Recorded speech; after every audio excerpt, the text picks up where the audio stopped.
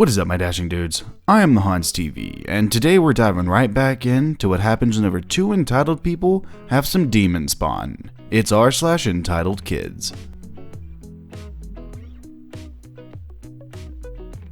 Our first post for the day comes from One Flying Platypus, Hell Week, Camp Edition.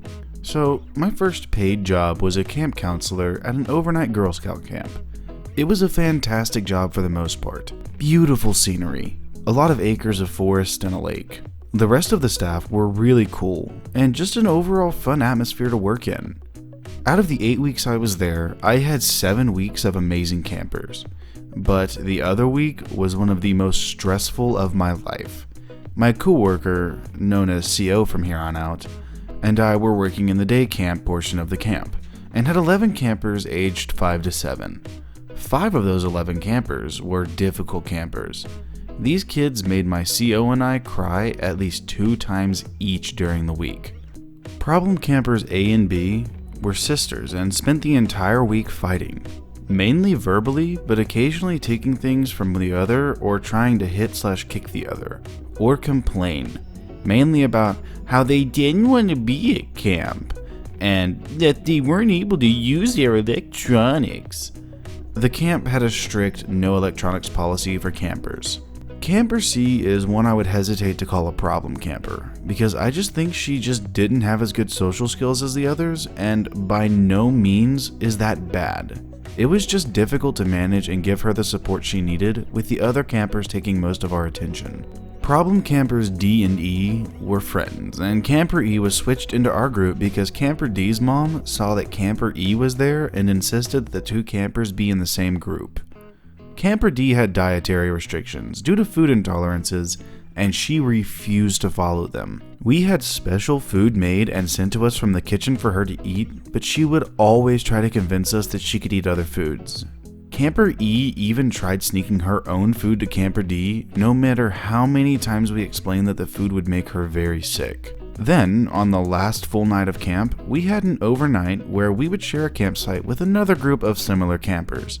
We split up our campers into groups for the cabins, where we had 2 extra campers. The other group also had 2 extra campers, so the last cabin had 2 girls from our cabin and 2 girls from the other group. We decided to put campers D and E in the cabin with the campers from the other group and inform our campers where they were going to be. Camper E decided at the end of the day that she wanted to go home, and the mom said beforehand that this might be the case and it was okay for her to come home if she wanted. So we let Camper E go home, and when Camper D realized her friend was leaving, she threw a massive fit that we ended up needing to take to the head of the day camp. So Camper D ended up fighting to get to Camper E through a locked door while the latter was waiting for her ride. Our boss later said that in the many years she had worked as the head of day camp, this was the worst case of separation she had ever seen. We finally get Camper D to go to bed, and Camper E came back the next day for activities. All was somewhat calm until it was time for parents to pick up kids. We had all the forms filled out on how the campers did and handed them out to parents. Camper E's parent chews out my CO because the reason her daughter came home was that she didn't want to be in a cabin alone with Camper E, despite the fact that we did explain there would be other campers in her cabin, and the counselor's cabin was 5 feet away from their cabin at most. My CO tried to explain that Camper E didn't tell us the reason she wanted to go, and since mom said she might want to go home early, we didn't push her too hard on it, since we didn't want to embarrass her. Camper E's mom eventually finishes up chewing my co out, and then comes over to me to chew me out for not filling out a section on skills her child had gained at camp. We don't have much time to fill them out because each kid's form is a sheet front and back. It's telling the parents the things we did, what skills they learned, what their favorite part of camp was, etc. All while watching the kids, and we could also only say positive things about the kid. So I quickly fill in the section and go to hand it back to her, only for her to hand it back saying I didn't fill in the section of what camp songs we sang. Again, I filled it out and handed it back to her. I don't know if any of those campers ever came back to camp, but I felt so bad for all the good campers we had that week who got very little attention from us counselors while we were dealing with the more difficult campers. So this one hits a little too close to home to me because I was a Boy Scout. Wow, I know, surprising, right? But yeah, I was a Boy Scout for about 10 years. And the reason that they take away the electronics is because they want you to have a genuine experience and learn things instead of just like look at your phone the whole time. Also, the amount of entitlement that this mother had saying like, you didn't fill out what she did good, or what camp songs did you do? What? Why does that matter? Anyway, our next post comes from Anime Glasses. I nearly drowned and my fingers nearly dislocated, but that's just how they play. I don't know if this belongs on r/EntitledKids or r/EntitledParents, but I'll put it on both. For a bit of backstory, my aunt, my dad's sister, has a big house with a pool and loves to host family events or celebrations. Where she lives, most of my father's side of the family lives in the area or further out. This happened 3 years ago, and I think about it whenever I'm with my cousins at my aunt's, especially when I'm with my nephew. What I'd like to point out is that I have so many cousins who are married and have kids, and I have never bothered calling their kids anything but my cousins. Forgive me if that's confusing. Cast. OP is a female, 20 at the time. EGC is my entitled girl cousin, 10-ish at the time, and EBC is the entitled boy cousin, who was 8 at the time. TD is their dad. So, my aunt was hosting a baby shower in July, which meant all the kids and teenagers there went to play in the pool while the adults chatted and cooked.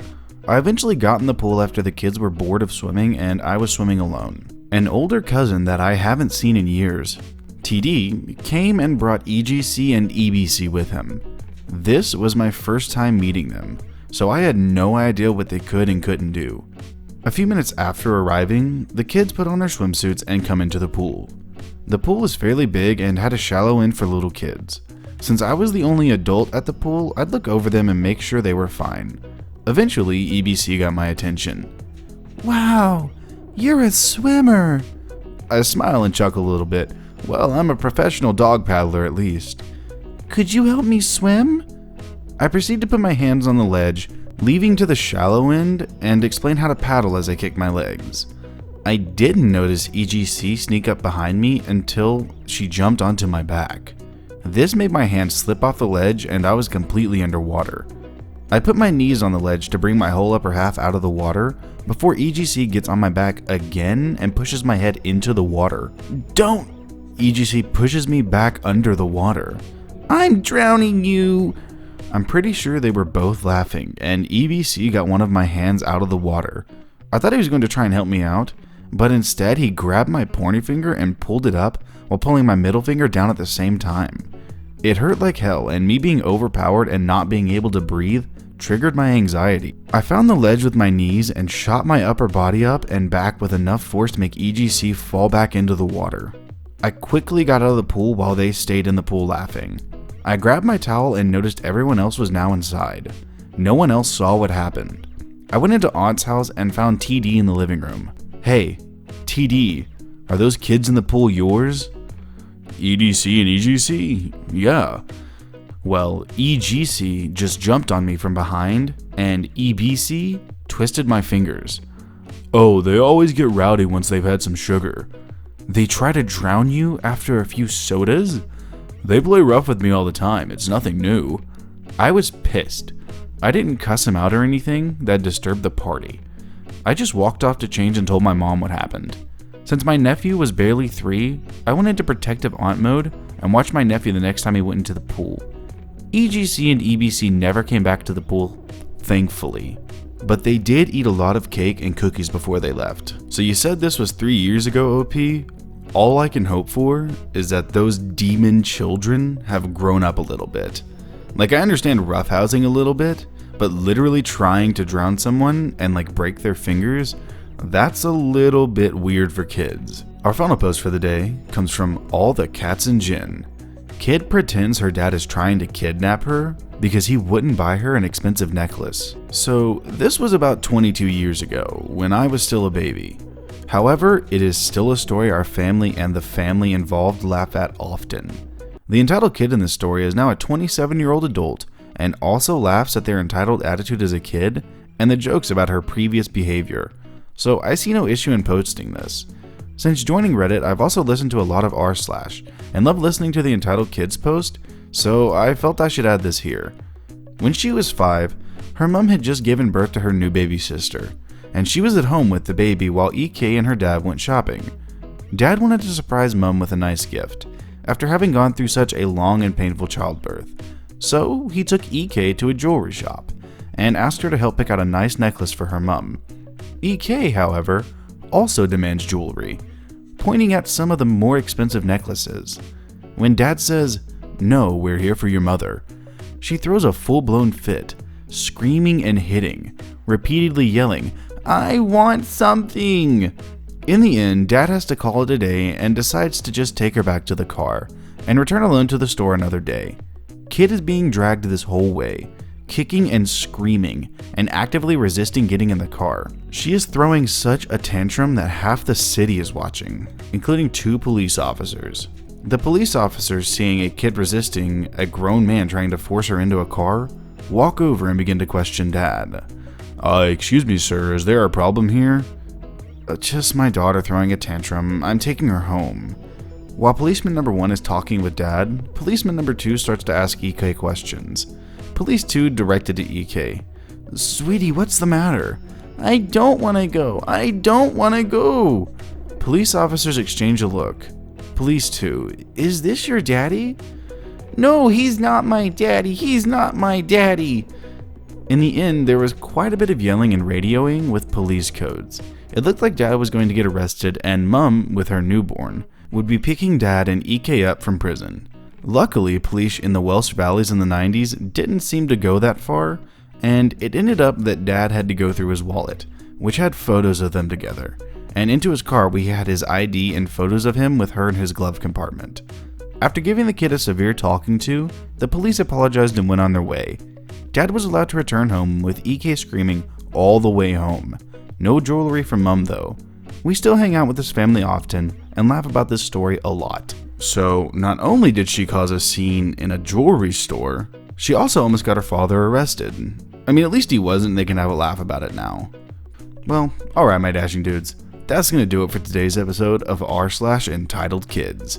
I hope you liked the stories, and if you did, I'll link them down in the description as always. And if you liked the video, subscribe, share, drop a like, and a comment down below what you'd like to see me read next.